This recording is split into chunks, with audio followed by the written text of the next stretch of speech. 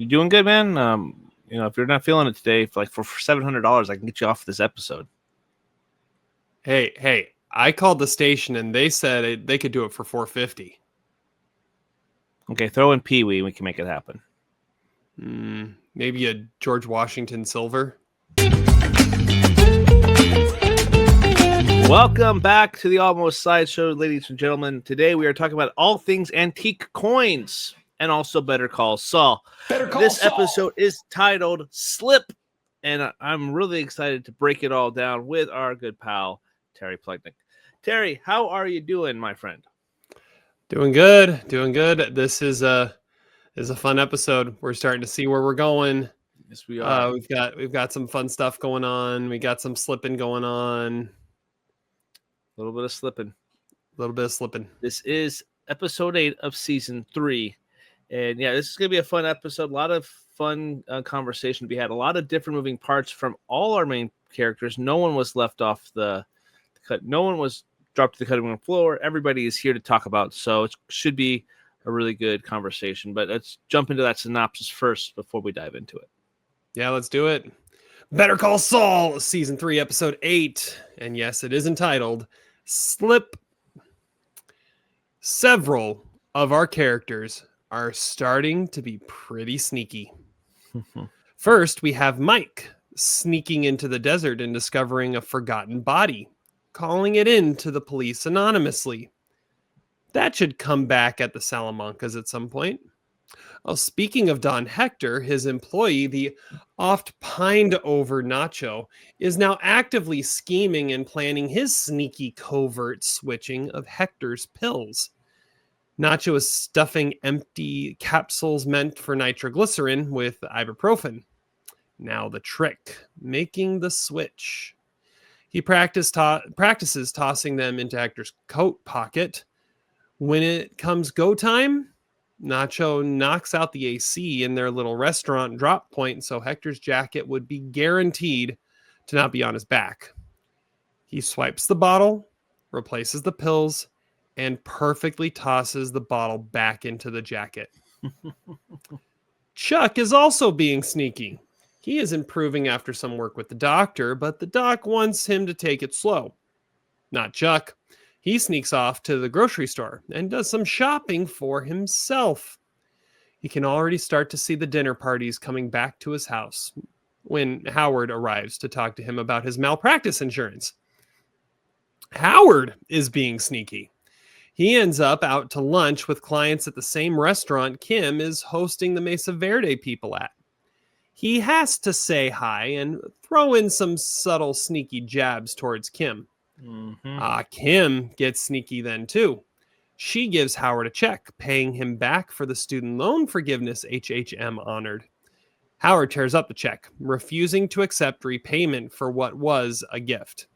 They have a little exchange about the damage control Howard has to do, thanks to Kim and Jimmy. In the meantime, Kim is sneaking around and taking on another client she's not supposed to take. They were recommended by Mesa Verde, but still not something she was going to take on. Then there's the king of sneaky, good old Slippin' Jimmy. When a deal to shoot a new commercial for the music store goes sideways, Jimmy sneaks a drumstick on the floor. Then he slips on it and injures his back. Instead of taking an insurance claim out against the music store, he walks out the door with some cash, a signed guitar, and a sore back. That's not going to make community service go well, so he decides to get sneaky again. When the community service leader tells another server he couldn't get off to go see his sick kid, Jimmy lets loose some Saul Goodman lawyer charm. He lays down and offers to sue the foreman. The foreman backs down and lets the man go see his kid and lets Jimmy take a break for his back. Was there any other sneaking around? Oh yeah, Mike sneaks over to meet with Gus. They now work together. Bum, bum, bum. You underestimate the sneakiness, I think. I'm very, very sneaky. Yeah, it's very sneaky. It's very good. Yes. All right. Comment down below if you know the reference that was. But this was a cool episode. A lot of moving parts here. We do see kind of we can kind of see where we're leading to the end of the season here because we only have 2 episodes after this one. At the same time, there's some really cool moments here as well. Every character has a time to shine. I don't feel like I didn't dislike any part of any characters that we saw today. I like the Kim stuff. I think Chuck was probably. Well, we'll talk about that. I think Chuck had some of the best stuff that I saw in this episode. I really like the Chuck stuff. Even the Saul Jimmy stuff was really cool. The opening is going to be interesting. I think that was the only thing that wasn't connected at this time.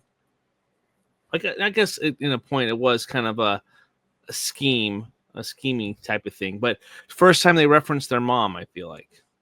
So I feel like that's the mom could be something we see in the future. I would imagine because they mentioned the mom here. I liked the Wexler, Kim Wexler stuff. The Howard stuff, that was the one person I was like, oh yeah, you look slimy.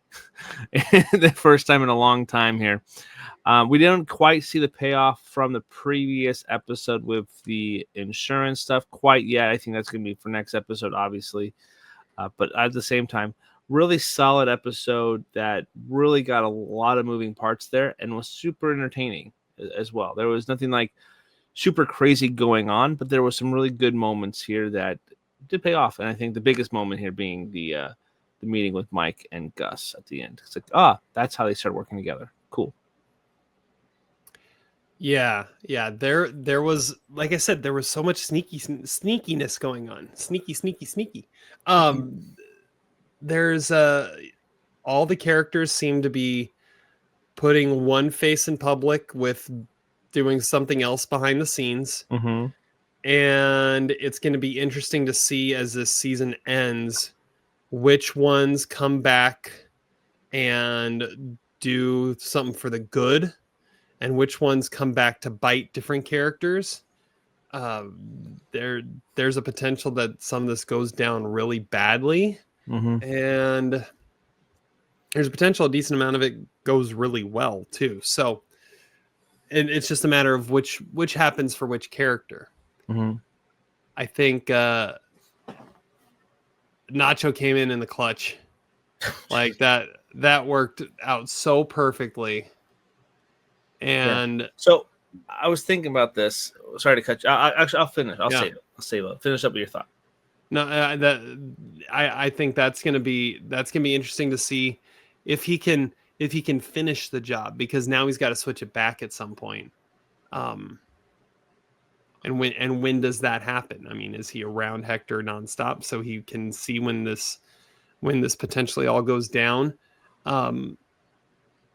You've got Jimmy really starting to slip back into the slipping Jimmy stuff. And starting to throw some lawyer stuff around that I don't think he's supposed to be throwing around. So how much of that does he get away with? Oh, yeah, I didn't think about that. Does Kim completely overextend herself and now can't keep up with anything and lose everything? There's just a lot that could potentially all come down in the next 2 episodes. And but at the same time, this episode, I think, had some really interesting stuff of what people are not saying and what people are doing in the background and how that all plays out. So I think there was some really interesting character development that happened in this episode. Agreed. I have a couple of things that I would think could happen going forward. Obviously, we're going to save that. But going back to where I rudely kind of cut you off there. So Nacho draining that 3 at the buzzer. Has there been a more improbable shot, maybe a half court, maybe that Duke, like way back in the day, like that flailing across in the finals in the March Madness tournament? Would that be like the desperation throw like that, and he just drained it? I was wondering why it had to be a shot. Like he could have just dropped more money. Yeah, like he could have just slipped like Tied his more shoe. money. More money, I think, could have ended up being a little sneaky, or a little suspicious. Or as the kids say, sus. It could have been a little sus. So awkward when you say it. I know. Midlife crisis moment. I just tried to say sus. 6, But 7. I wonder if he would have tried that if he hadn't picked the wrong pocket the first time. Because that's what happens. He picked the wrong pocket, but the money was his excuse to get close to him before. True. He couldn't use the money again. That wasn't going to work. Then Hector's what's wrong with you today? I don't know. Well, he could have said it's the heat. The AC's broke. Oh yeah, the heat's getting to me, man. Yeah. That could have worked. That could have worked. Mm-hmm. All right. That's a great shot, though. It was. I know it's a great scene. It definitely felt like that scene. It's not the scene that I put, but it's the one that definitely sparked a good conversation there. What's the scene you put? Well, the scene I put, Chuck with the doctor. I think Chuck with the doctor from the faculty was such a great scene. Made me appreciate Chuck in this. This is my favorite Chuck episode, I would have to say. Obviously, he has some really good moments, but this is the one that there's a little twinkle in his eye now. Like he sees like, well, what happened? My favorite line in the episode is, and if this truly is in my head, what did I give up or something like that? Like, what did I do? Like that was it's like a good reflection line, but also it's also kind of heartbreaking for Chuck too, because it's like, what's going on? And then seeing him going to the grocery store and Howard's like, did you just buy your groceries? It's like, yes, I did. Yes, he was so excited for that. Oh, yeah. Well, and it's the first time that really Chuck has dropped the veneer, right? Mm-hmm. He's dropped the appearance. He's being himself.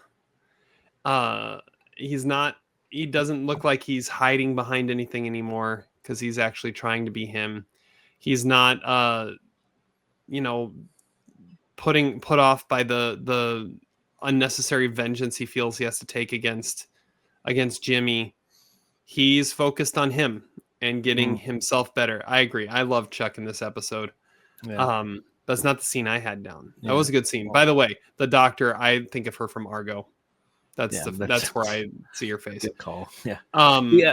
Chuck, real quick, last thought on Chuck at this moment. Chuck always seems to be wired up to 11, but it's nice to see him tone down a little bit here.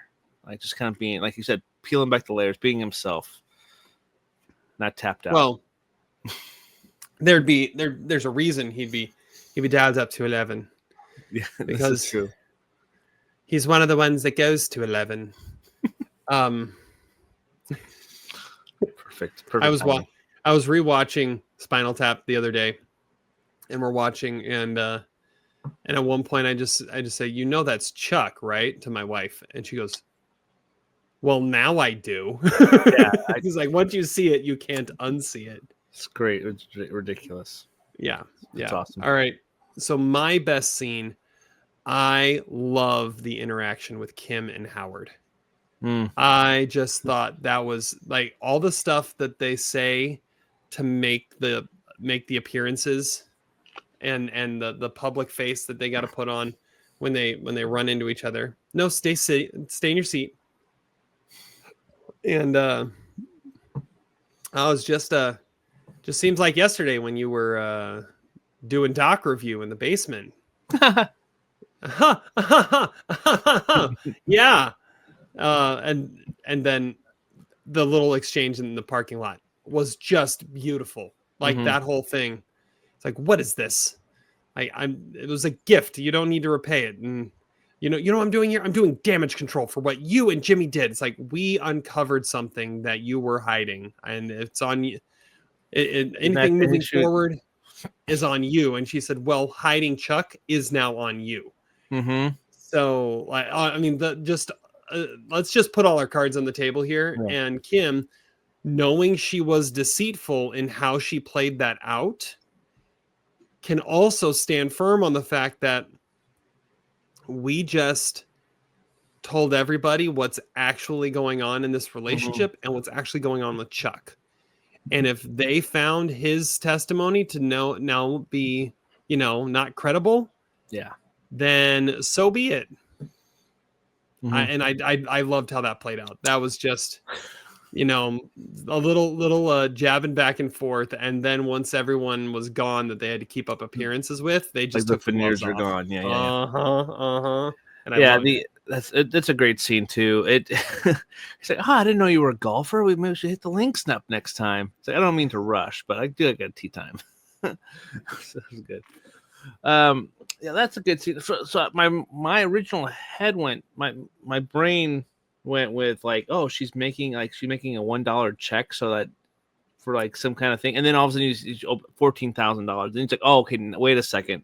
I knew exactly what it was as soon. My wife caught it before I did, and then once she said something like, "Oh, yep, I know where she's going with this too." Yep, yeah.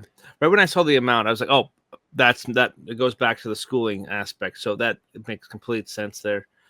Because she always felt like she was going to owe him something, and Howard coming over like made her think that Howard will always try to feel like.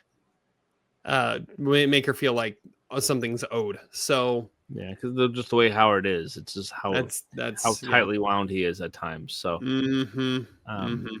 which makes us kind of like,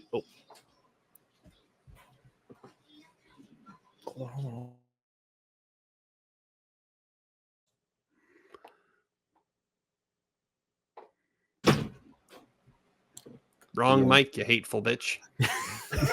Pretty much. I was like, oh crap, I hit the wrong one. Hold on. And she looked at the mic. She's like, hurry up. All right. Betsy Kettleman douchebag award goes to. Let's talk about Howard. Dude, Howard. Keep going on, Howard. Keep piling on. So I haven't I like Howard now since like the first few episodes. I really trashed on Howard at the beginning of the show. I think I even made a comment about Binnicky and Howard in the same breath at one point. I would have that's something I wouldn't hold past me. But this is the first time when he walks in. I get he's doing damage control, but at the same time when he walks in, it's like, oh, he just has that kind of douchey kind of persona at that moment where he was walking in, kind of like, nose stuck up. So, oh no, sit down. Don't stand up. Don't stand up. And how he was talking, it's like, oh, you got the best of it. And even though you can say the right and the things and the nicest things at times too, you can still have that smugness that makes it sound super douchey, and that's what it sounded like to me. So, and that's, and he's not being like the biggest douchebag. He is doing the damage control and everything, but when I saw him, I was like, douchebag. I immediately wrote it down before he even said anything. I was like, that's a douchebag. I don't know why. That's how I felt in that moment. I'll stick to it at this time. So I just watched the episode a couple hours ago, and I still think that. So yes, but exactly. It's a yes, but douchebag. Yeah. Yes, he's smug. He's always smug. Yeah. He just gives off this air of slime. But I'm not going to say he's a douchebag in this episode because this is the first time he sees Kim since the hearing. Since Kim tried to completely ruin the firm that was so good to him, or goes so good to her. Like, they did everything right for her. Yeah, he had her in the dog pound for a while, fully expecting her to move on. Howard almost like respected, like envied her when she decided to go out on her own. I wish I could have done that. Yep, and like Howard did everything right by her, especially in how the relationship ended. And then she came back and burned him. Why? It was Chuck and Jimmy, totally Chuck and Jimmy, but still burned him and the firm. And now he's having to do all this work because she lied. And even though that's not how she sees it, she doesn't see it as she lied. She sees it as she uncovered it all. But still, he has a bone to pick and picks it in the way he can by just, dropping those little, like this is the pettiness war now, because that's all he's got. Yeah. And so I'm okay with how the stuff with Howard goes down, because like I said, that is all he's got. No, and then you're very right, I think, too. It's not like I said, when I first saw him, I just like, that's what I saw, and that's what I'll stick with. I think there's a couple other options here. There's a lot of douchebag characters in this episode, so there's other conversations to be had here. But for Howard in this one, you're absolutely right, though. It's definitely, he's always had that layer of smugness to him, the kind of the smartest guy in the room type of thing, and the way he kind of carries himself as well, and the interactions. It's good. Like that actor, I can't remember the actor's name right now, but I can't really like. I think everybody in this show really is Patrick a high Fabian. War. I think everybody really in this show is kind of a high war, so it would be really hard to like which one is truly the high war, because I can't picture anybody playing Howard that amazing. I don't even think I've seen that guy in anything else either. Oh, he's the professor in Saved by the Bell of college years. I haven't seen anything but that. Maybe I'll probably have seen other stuff, but anyway, it's it's Patrick Fabian. Yep. That's the only thing I can pick him out of a lineup from. So let's move on and talk about my douchebag, which is King Douche Nozzle. Parks supervisor is how he's billed. I have him as community service guy. Either way, this guy is the douchebag, because right. Whenever tell me you're a douche without telling me you're a douche. Let the little power you have go to your head, so you feel like you actually have some weight to throw around, because you hate your life, you hate your job, so you're going to make everyone else miserable because of it. That's what he does. He's got so little power, but it's the only thing he has. So he decides to make everybody else around him miserable by letting a guy who has an emergency, his kid's in the hospital, and no, sorry, you're going to lose all of your hours if you leave, because I set the rules, and in this little domain, I'm King Douche Nozzle. I can do whatever I want.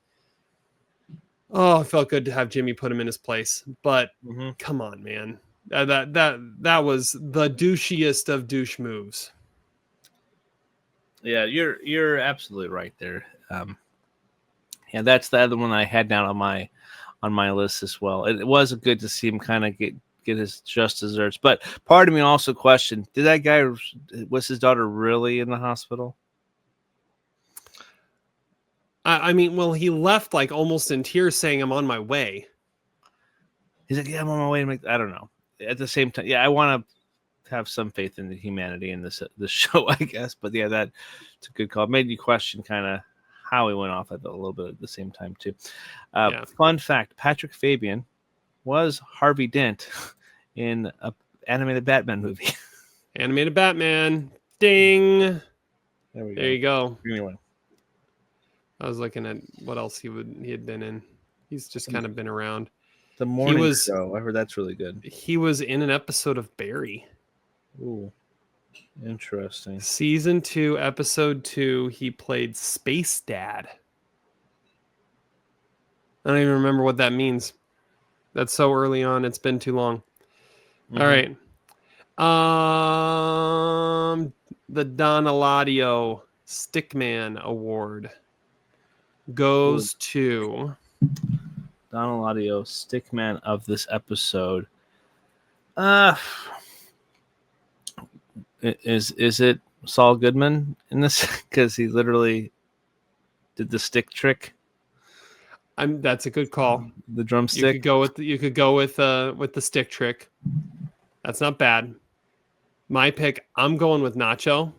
Yeah, that's a good call. Because it was hot, the bag was getting heavy, and he got it in. Still an improbable shot. It was an improbable shot, but he got it in. Yeah, Nacho's. It took some effort. Some perspiration was expelled. Mm-hmm. But yeah, a little bit of magic. Yep, a little bit of magic. Yeah, good shot there. Good scene too. That whole scene was like the most intense. It's definitely one of the more intense scenes. Mm-hmm. It's like this is going to go either. So and then they set this up too, where the coat moves and they cut to Hector. Like, did he feel it? No, and there was no reaction. But again, it's Hector, so maybe there wouldn't be a reaction. Maybe I don't know. Yeah. I don't know. All right. Best new face. Hey, that's Danny Trejo. Let's stay in that scene because I'm going with Carlos. Oh yeah, that guy played by Efren Villa. Yeah, that was a fun one. I almost went with him for Stickman because he came in and was like, "It's heavy today." The other guy took care of that gang. Took care of that thing off Fifth Avenue. They're not gonna be bothering us anymore. Like he just came in with this aura of just like, I am the man. Don't worry about it. I will be the man soon. Yeah, he was pretty great. That hasn't done much. I don't think I've seen him in anything else, but he's definitely got a cool vibe.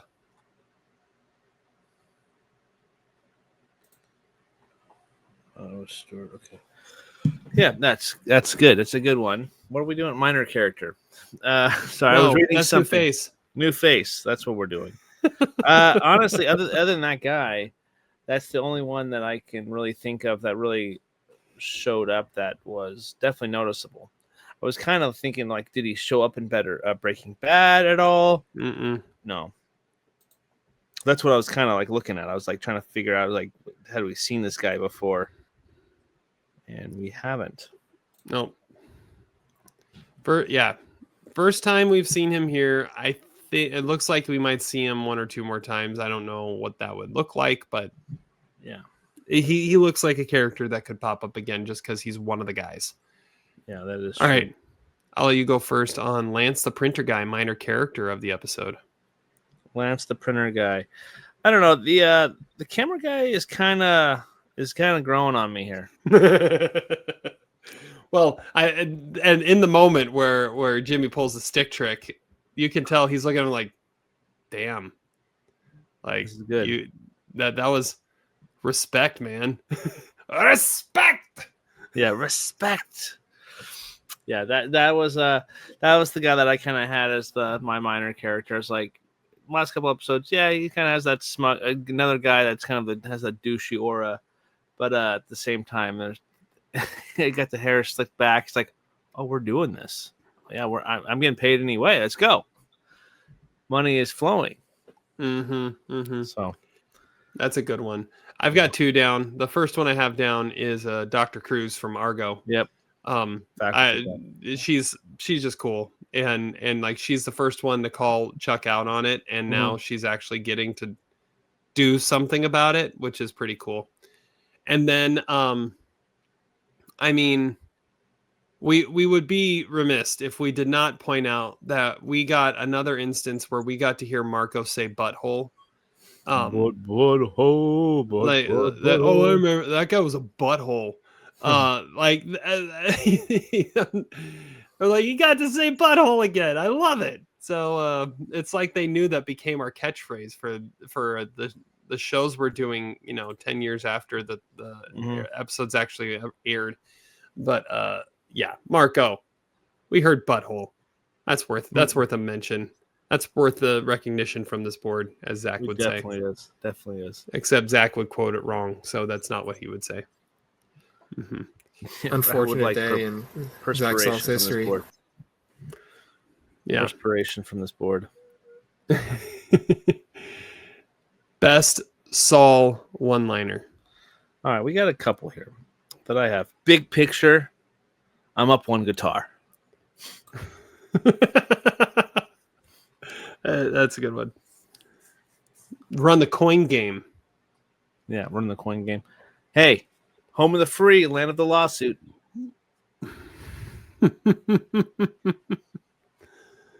That's a good one. Oh, yeah. Call the ambulance. You have liability insurance, right? Hey, just for tickles. And of course, King Douche Nozzle. Yeah, Douche Nozzle. You got to throw that one out there. Correct. Yeah. Big picture, I'm up a guitar. Big picture, I'm up a guitar. That's the best one. That's the best one. I heard that was the first one I wrote down too. Like, that's so good. Might be the quote of the season. Big picture, I'm up a guitar. That's good stuff. All right, best Breaking Bad reference. The only one I've got is just Mike and Gus are now working together. Yeah, officially. The metal detector sequence with how it was shot with like the multiple, it reminded me of El Camino. Yeah, when he's like going through the house and the overhead shot with the multiple Jessies. Yeah, there's been a few of those that have kind of been similar. So that was pretty cool to see that. Apparently, the Band-Aid box is pretty huge. It's a big thing we've seen before. Supposedly, it's in the episode Uno, which from Breaking Bad. It's appeared in the Gene flashed forward in Uno, where it was stored in a box containing some of Jimmy's old mementos. But I cannot remember. Oh. So this would have been the very first episode. Yeah, Uno. That's right. The very first episode of Better Call Saul, when we see the black and white in Omaha and he digs in for the tape of his commercials, that would have been the box of mementos that the Band-Aid container would have been in. Oh, interesting. So he keeps it. Okay. I don't remember that it was in there, but that's cool that it's cool it survives everything that's going on. Yeah. Better Call Saul. One Breaking Bad reference. We've got to start mentioning this. Every opening credits scene is a Breaking Bad reference. Like it gives a little snapshot of something Breaking Bad. And this one was the tarantula. That was the Breaking Bad reference in the opening. But it'll be like a payphone. It'll be Jimmy's like cell phones. Drawer of cell phones. Like there's always something in there that is Breaking Bad referenced. And this time it was the tarantula. So I'll throw that out there too. Good call. What was that in reference to? Was it a happy episode or a sad episode? Sad episode. It was a sad episode. But a shocking episode. Damn you, Jesse Plemons. Yeah. Yeah. Shut up, Todd. Can't keep getting away with this. Shut up, Todd. Yeah. Different Todd. Yeah. Midlife crisis moment. People suck. That was the other Saul one-liner. I was like, that's not a one-liner. That's just like, that could be a midlife crisis moment. People suck. Oh, that's good. That's good. Mine is sometimes you just need to lay down. Oh, yeah, that's true. I'm like, my back hurts so bad. Let me lay on this hard-ass floor. You know what? I just need to lay down for a minute. Yeah. Like either my back hurts, I ate too much, I'm just tired, my feet hurt. It doesn't really matter why, but there seems to be a good excuse every day to just need a moment where you're horizontal. Yeah, let me just lay down on this hard floor here. I won't be getting up for like 20 minutes, but just know I'm okay. Yeah. I've never guitared from my back though. That could be fun. We can, maybe next time we get together, you guitar and while we do the episode. Yeah, that'd be interesting. I don't want to do that. That sounds horrible. Sounds horrible. I'll need to go like full Nigel and have someone pick me back up. That's a good point. Mid guitar riff. Yeah. It's another Spinal Tap reference that we're going to on here. All right, LVP of the episode. I'm going first. It's the Music Brothers, Sklar. Yeah, the Sklar brothers. The Sklar brothers as the music store owners. I mean, I love last episode that they had this cameo that they popped up. And then they came back. I had no idea they were going to come back for another episode. Like the Sklars are amazing. But then they come back and there's this whole sequence of them and they're bickering with Jimmy and all of that. It was a great moment, but also, come on, guys. You can't just go from you saved our business to we're going to screw you over. LVP. Yeah, kind of, and also I was like kind of douchebaggy, but I was like, no, they don't deserve the douchebag award. They deserve the LVP for sure. That's what I had down too. So, definitely, rightfully so on that aspect. So, yeah. MVP. Well, I think there's two options here, and I think both are good. But I'm gonna go with Chuck. Give him my MVP today. He did it, man. He walked and picked up his groceries.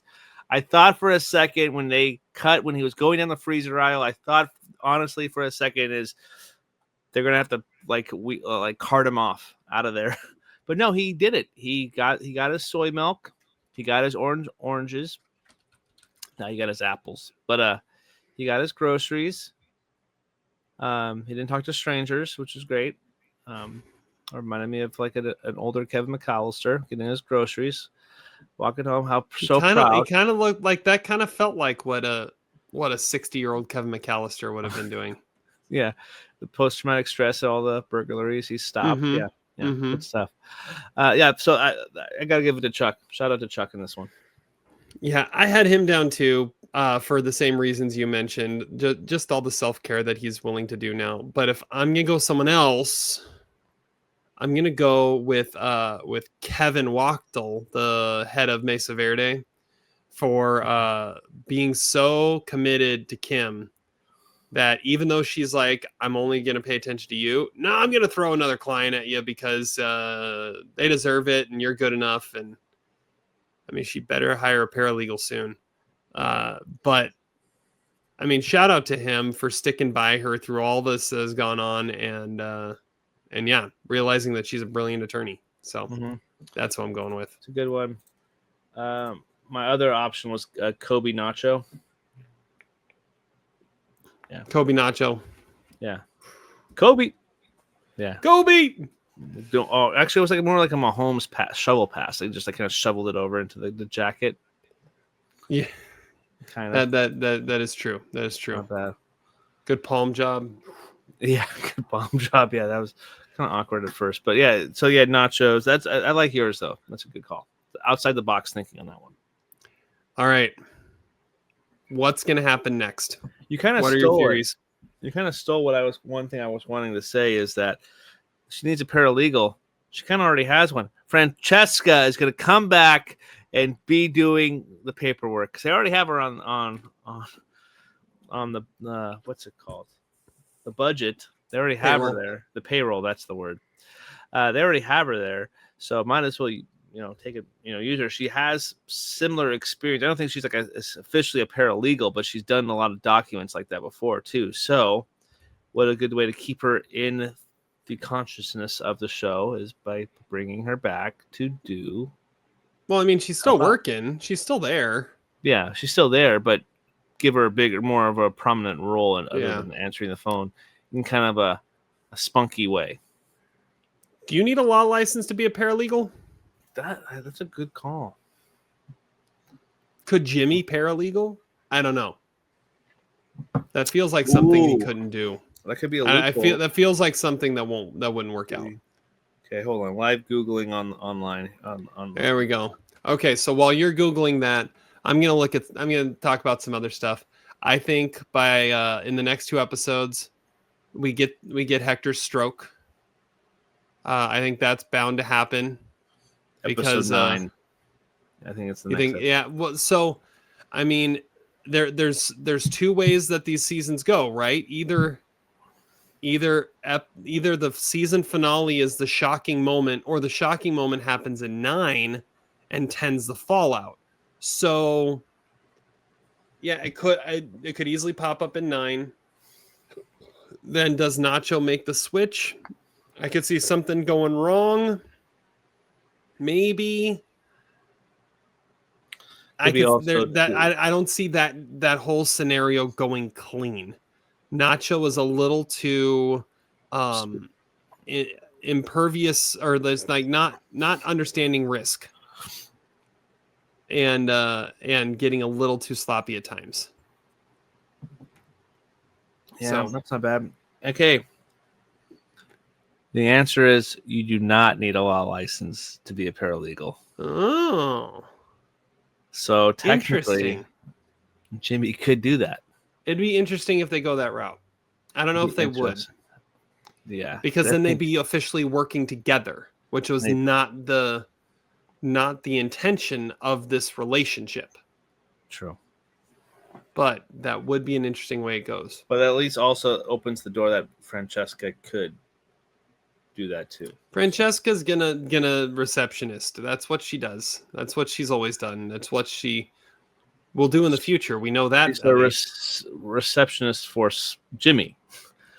Since Kim only has one client at this point. So true. And that's why she's reading her magazines instead of actually doing any work. Yeah. I think it'll be interesting how the Mike's Anonymous tip starts to play into things. Like maybe that's what triggers Hector's like next heart episode that he doesn't have the medicine to fix. They find the body. And they call him up to question him. He gets into his little tissy fit, and then it triggers a heart episode. That is a funny line, by the way. We haven't mentioned. It's like, name. I don't want to give you my name. I was trespassing. I was looking for arrowheads. I was trespassing, looking for arrowheads. Yeah. That was pretty good. Give you my name. Wipe down the phone, even like covering every base. And yeah, now that Mike's working for Saul, or not Saul, Mike's working for Gus, there was a little like not quite very clear agreement made there, and I don't know what that is, and we'll see. I'm sure we'll see it play out in the next couple episodes. I don't know what Jimmy's going to do over the next couple episodes, where this whole thing's going to go. I think the next episode we're going to focus strictly on maybe, because there was that line where Chuck was going to have take a couple of years to get 100%, and he's doing really well. Life is a beautiful thing, and then all of a sudden he's going to have like, hey, your insurance, and then obviously there's a backslide. Yeah. I was just thinking, I could see like between seasons 3 and 4, there being a time jump to when Jimmy can lawyer again. I could see something like that happening. Yeah, because you don't think they can do a whole year. Yeah, that's a good point. Yeah, because that'd be a lot to try and get through that year. Mm-hmm. But there's too much stuff that's like on the surface right now. So that would mean a lot of stuff would have to kind of get to a this is what it's going to be for the foreseeable future. Time jump it. Okay, now Jimmy's a lawyer again, and everything has been status quo for the last 9 months, and now we're going to pick up what's going on. Yeah, I think that I hate time jumps, but I could see it happen. I think we get a time jump when we start next season. I think it starts. That's what I'm saying. That's what I'm saying. I think, I'm kind of following. I don't like it either, because it seems like he just got the suspension, and so he's only seen a couple episodes. But at the same time, it's been like 5 episodes at this point. But by the end of the season, 5. Yeah, I think Kim's gonna drop the ball. Like either she's gonna have a nervous breakdown, or she's gonna make a mistake, and she's gonna start to get some wavering trust from her clients. Something's going to happen. That reminded me. So when your MVP mentioned something, he said there was some incident on the New Mexican border that was, and that's why they were throwing this guy to Kim. My head went, I was like, does that have something to do with the tip that Mike had done? Like, where was that? Obviously, I don't think what was the border that they? It was with another state, I think. I think so. As an oil company. Yeah, it was an oil company. Okay, so maybe not. But I was just like, oh man, that would be an interesting way to like, cross paths with all these different storylines of all these things that are kind of becoming interconnected. Yeah. Too. I don't know. Because what happens if it gets to the point where she does drop the ball and there's some other stuff? Because I don't think we ever heard Mesa Verde in Breaking Bad. Is that bank still around? Well, there was something similar, but not exactly that name. So that's that's interesting. If something happens so bad that they close the doors in New Mexico and only are in Colorado, who knows? Yeah.